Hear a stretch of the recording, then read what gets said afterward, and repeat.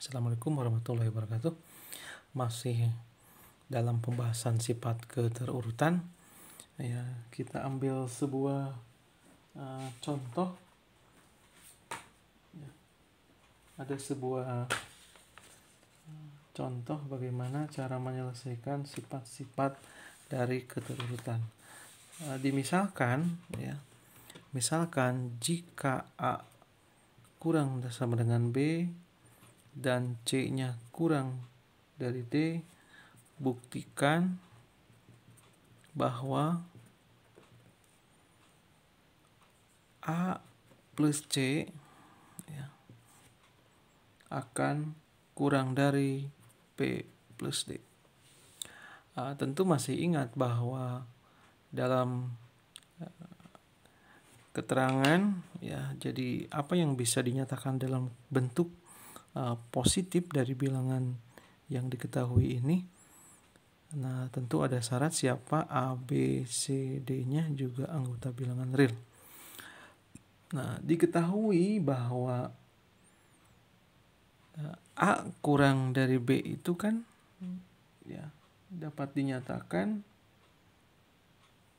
dinyatakan oleh, ini artinya, atau bisa jadi bahwa A kurang dari B itu artinya A kurang dari B, atau A-nya sama dengan B. Jadi untuk C-nya kurang dari D ini, atau artinya bahwa D min C, D min C juga anggota dari P. Jika C kurang dari D, maka D min C-nya anggota dari P.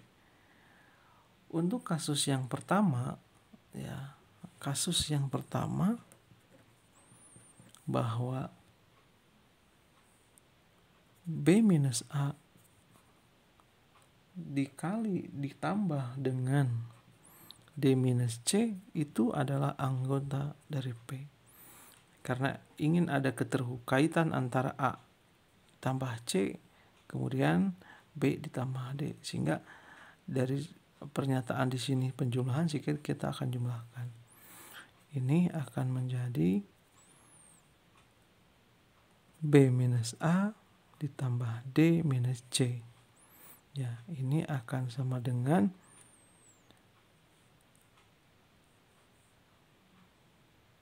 B plus D dikurangi dengan A plus C. Juga ini adalah anggota P dan ini juga anggota dari P. Dari kasus yang pertama ini, B plus D min A plus C anggota P ini, atau dapat dinyatakan dengan B plus D lebih besar dari A plus C. Ekivalen dengan A plus C kurang dari B plus D. Ini untuk kasus yang pertama. Ini kita nyatakan bintang 1. Untuk yang kasus kedua, untuk A sama dengan B, dan C-nya kurang dari D. Atau seperti tadi dinyatakan bahwa D min C-nya anggota dari P. Nah, sekarang kita nyatakan bahwa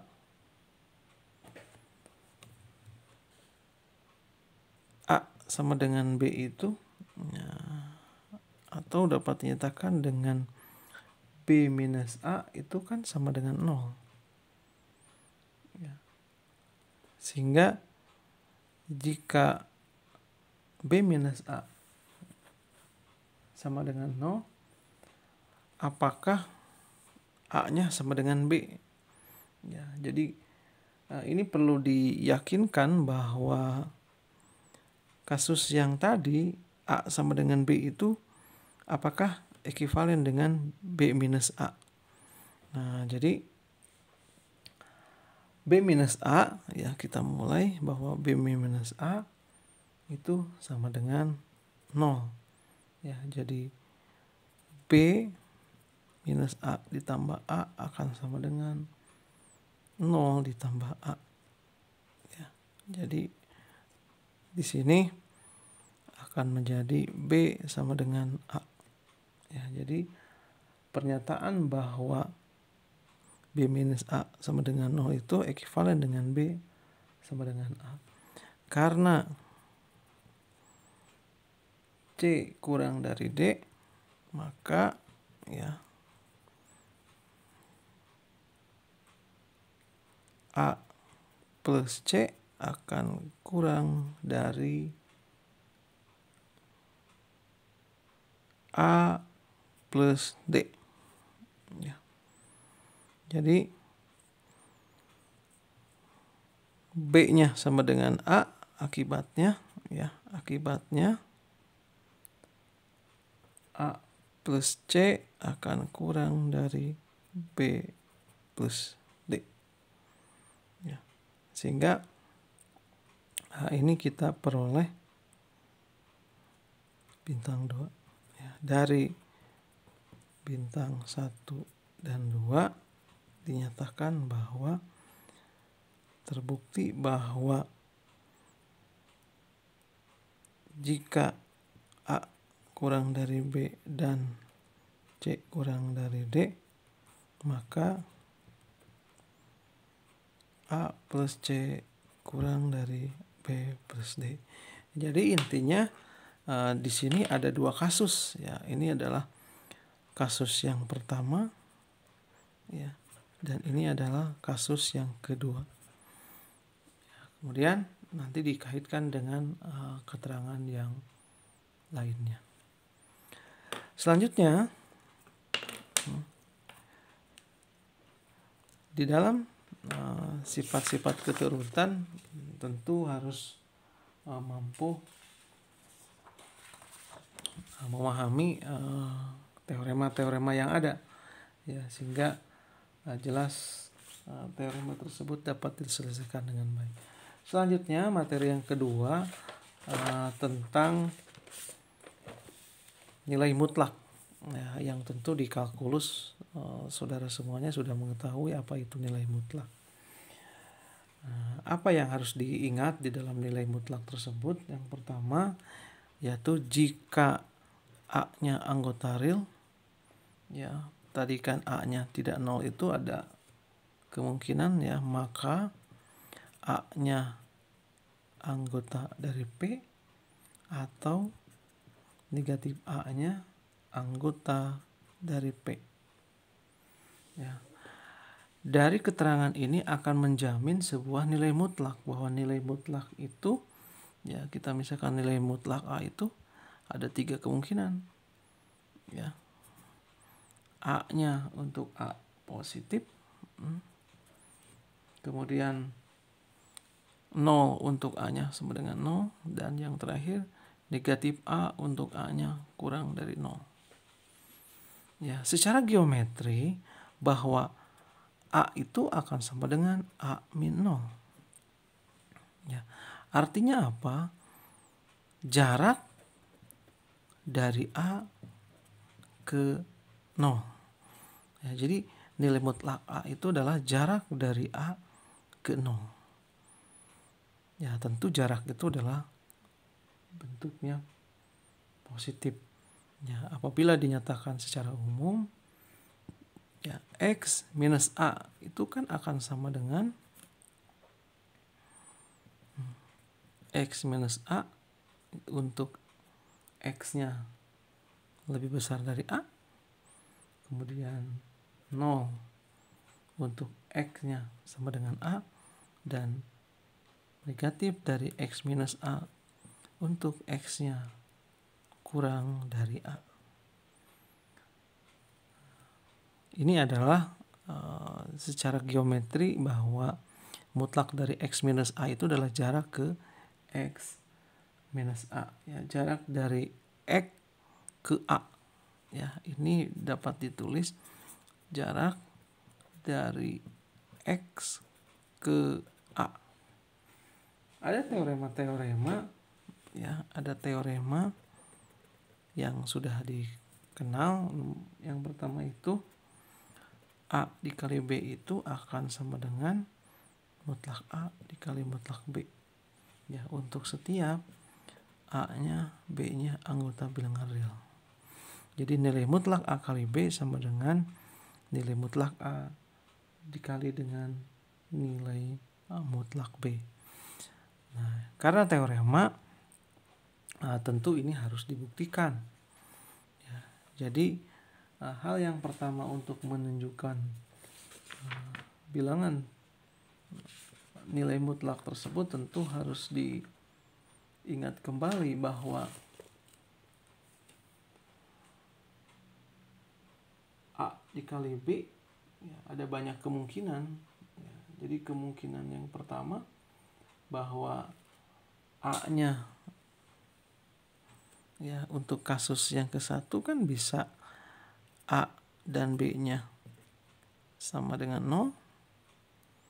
Ya, sama dengan 0. 0. Yang kedua, A dan B-nya, ya, positif atau dapat dinyatakan dengan A, B-nya lebih besar dari 0. Atau yang ketiga itu, ya, A dan B-nya negatif. Atau A, B-nya kurang dari 0. Untuk kasus yang ke-1 tentu, ya, jika mutlak 0 kali 0, ya, sama dengan mutlak 0 kali 0, ya, sama dengan 0. Untuk yang kedua, bahwa A, B-nya positif, A positif dan B-nya positif, A kali B itu juga positif. Ya. Jadi ini A, B-nya positif itu tadi kalau A-nya positif maka ini akan menjadi, ya, sehingga nilai mutlak AB-nya akan sama dengan AB. Ya. Yang ketiga, untuk kasus yang ketiga, A kurang dari 0 dan B kurang dari 0. Akibatnya, ya, maka AB-nya kurang dari 0. Ya, karena AB kurang dari 0, ya, sehingga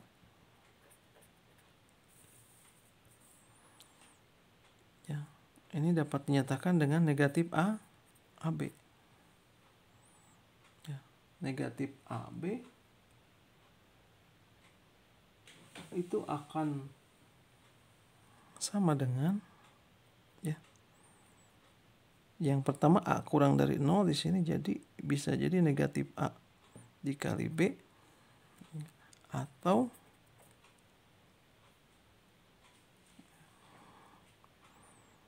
karena B-nya negatif maka A dikali negatif B. Ya, ini akan menjadi, ya, sama dengan negatif A dikali negatif B.